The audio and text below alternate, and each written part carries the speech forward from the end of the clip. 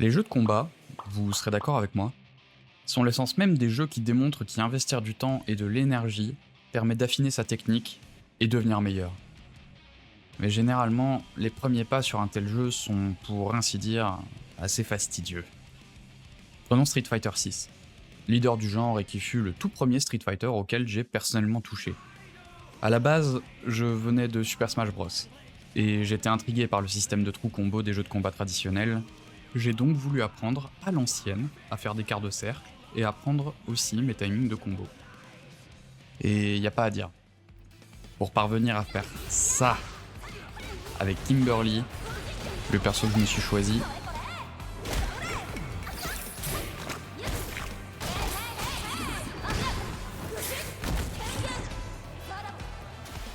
j'ai mis des dizaines d'heures à suer sang et eau. Et ça, c'était juste en mode entraînement. Pour l'appliquer en match, j'en parle même pas, c'est encore autre chose. Par contre, il y a bien un jeu de combat que j'ai essayé avant les autres, qui m'a donné l'impression d'arriver à faire des trucs stylés dès les premières minutes de jeu. Alors laissez-moi donc vous parler de cet anime fighter aux couleurs vives, aux effets spéciaux fantastiques et aux animations fidèles à ce qu'il se fait dans l'animation japonaise en termes de technique. J'ai nommé... Non, pas toi. Grand Blue Fantasy Versus. Rising, s'il vous plaît. C'est le seul moyen qu'ils ont trouvé pour remplacer le 2, mais faut pas le dire trop fort.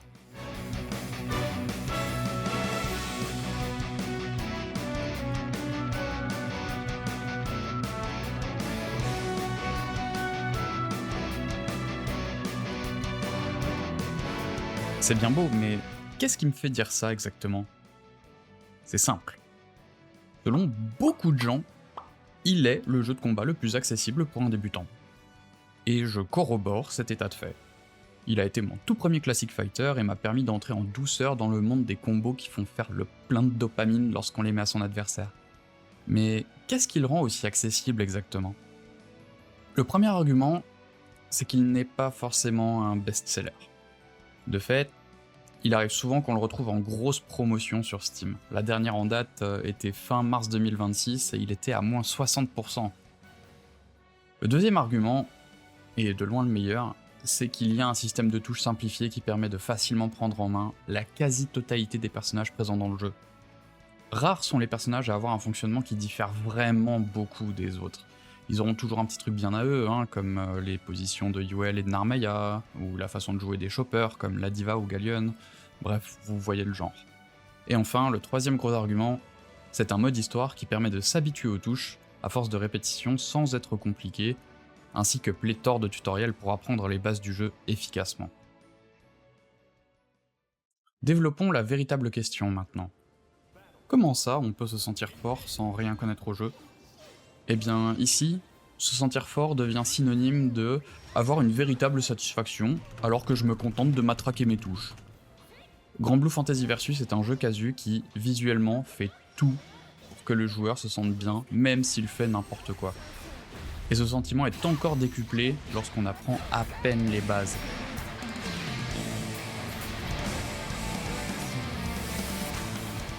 Voici comment se présentent les touches lorsqu'on joue manette.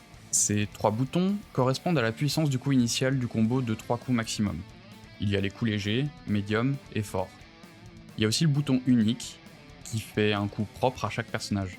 Ça peut être un coup chargé, un dash, une chope, un changement de position de combat. Ici, il y a le bouton de grab, qui peut être aussi obtenu en appuyant simultanément sur ces deux-là.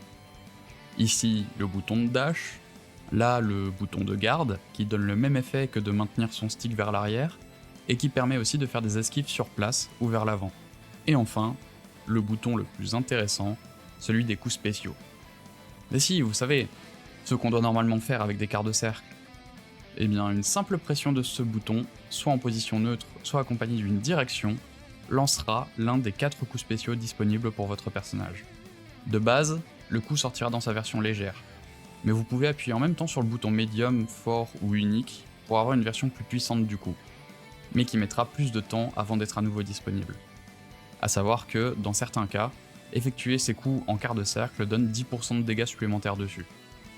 Pour comboter simplement et commencer à s'injecter des shots de dopamine pure, il faut généralement faire un enchaînement de coups classiques, qu'on suit d'un coup spécial, qu'on peut resuivre de coups classiques, qu'on peut resuivre d'un coup spécial, et en bonus, si on se sert des bons spéciaux au bord d'un mur, alors là, je vous le dis, c'est juste la porte ouverte à toutes les fenêtres.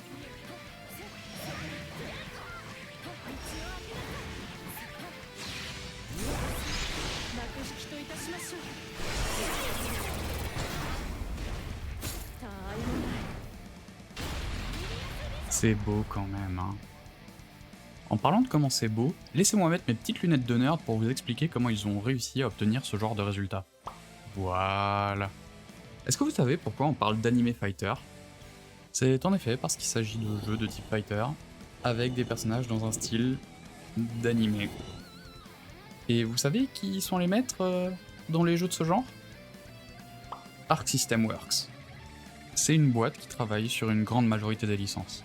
Grand Blue, Guilty Gear, BlazBlue, même Dragon Ball FighterZ, c'est eux. Ils se spécialisent depuis presque toujours dans les anime fighters. Leurs longues années d'expérience les ont rendus maîtres en la matière pour donner de beaux rendus énergiques, avec de magnifiques effets spéciaux supplémentaires comme les slashes d'épée ou les effets de flammes, d'électricité, etc. D'abord longtemps en 2D, ils ont fait leur transition à la 3D avec Guilty Gear... Xrd...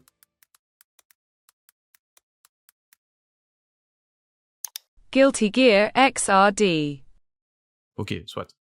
Donc Guilty Gear XRD en 2014 avec pour but de conserver le même genre d'animation que ce qu'on peut voir dans les séries japonaises et dans leurs anciens fighters 2D.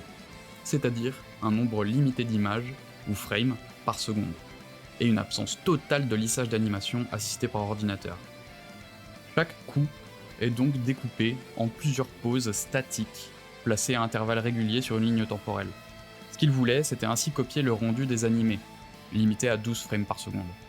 Voici un petit comparatif entre Gran de Grand Blue Fantasy et Ryu de Street Fighter, par exemple. Ajoutez à cela un éclairage et des ombres propres à chaque personnage pour les rendre plus beaux que jamais, des designs réussis et attirants, pour la plupart, parce que je te vois toi aussi bien du point de vue de l'apparence que de celui du gameplay, et tout ceci combiné en fait la petite pépite technique qui m'a tant attiré initialement en 2023. Ils ont absolument tout fait pour donner cette impression de puissance très exagérée, propre aux animés japonais qui, couplé à l'accessibilité de la licence Grand Blue Fantasy, m'a vraiment permis facilement de me sentir fort. Peu après la sortie du jeu, j'ai dit ces mots à quelqu'un qui demandait ce que les joueurs pensaient du jeu parce qu'il hésitait à l'acheter. J'ai beau être très nul, j'adore ce jeu. Les animations sont fantastiques. On peut faire les combos les plus basiques et quand même avoir l'impression de faire de grandes choses. Le jeu est simple et direct. Il n'y a rien qui demande une exécution hyper précise qui puisse m'énerver parce que je ne parviens pas à le faire. Ouais, c'est pile ce que je cherche. Ce à quoi quelqu'un d'autre a répondu, c'est une sensation incroyable. On peut prendre en main un nouveau personnage, faire ses combos défis et comprendre immédiatement comment il est censé se jouer. Et puis en allant voir des clips de tournois, je me rends compte qu'on peut être très créatif et produire des combos dont je n'aurais même pas rêvé. Comme le dit ce quelqu'un, bien que Grand Blue soit accessible, il reste comme tous les jeux de combat et se révèle assez difficile à maîtriser, car il n'échappe pas à toutes les notions partagées par tous les jeux du genre. Il est juste le plus beginner-friendly d'entre eux lorsqu'on veut entrer dans cet univers. Ah oui, et... est-ce que j'avais mentionné qu'on peut jouer to be dans ce jeu? De rien, c'est cadeau. Et ajoutez Free RN s'il vous plaît.